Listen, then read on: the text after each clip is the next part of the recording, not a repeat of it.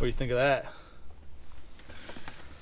feel like I went back to when I was 10. 10? Yeah. Isn't this an 81 or? Yes. Okay. Guess it wasn't 10 then. So we'll get our first impressions from Jen on our sweet 80s power tour car.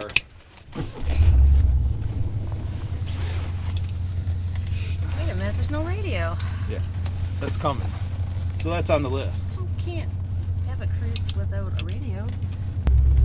So overall, it does leak a little bit of oil. So I'll have to do a few things there. I totally feel like we're like 19 again driving this. I got my. Oh my god, it's so funny. It reminds me of the grademark days. My lead going. What do you think of the interior? Nice, eh? Pimp Daddy Red. Speedometer is definitely off, so I have no idea. It's like slow. So it's like if you're going 40, the speedometer reads 30. So if you're going, if it's 45, you go to 45, you're speeding. So I got to keep that one in mind.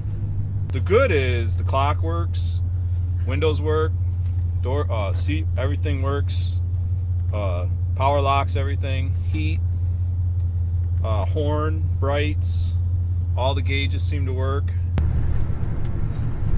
I think it's slick. I think for $900, come on, you know. I want to get the cruise control to work. That's like my biggest thing, man. I mean, I could do without it, or I could put an aftermarket on, but I hate to put an aftermarket on because it has cruise control. I didn't know they had cruise control in 81. Oh yeah, they had cruise control back in the 70s. When Jacob just shed for like, when he is like, Your car, like, here's your car, Jake. It's your first car. It was my first decent car, your first decent car. Well, we could sell my truck. We could sell the Patriot. What? We could buy me a new Jeep. What? And then you could just drive this. We couldn't get enough for the truck and the Patriot to buy a shitty Jeep. Let alone buy like a nice Jeep. Funny thing is, my Cougar, everything was the same except that said Cougar right there. Yeah. But the interior was identical, if I remember. So it's early morning. It's cold in Michigan. I'm not saying that my love for the bird has diminished, but I got locked out of it for a while this morning, and it's leaking a lot of oil, especially out of the front. So I'm gonna go ahead and warm the garage up. It's below 20 here, and get working on it and see what I can come up with. That's it.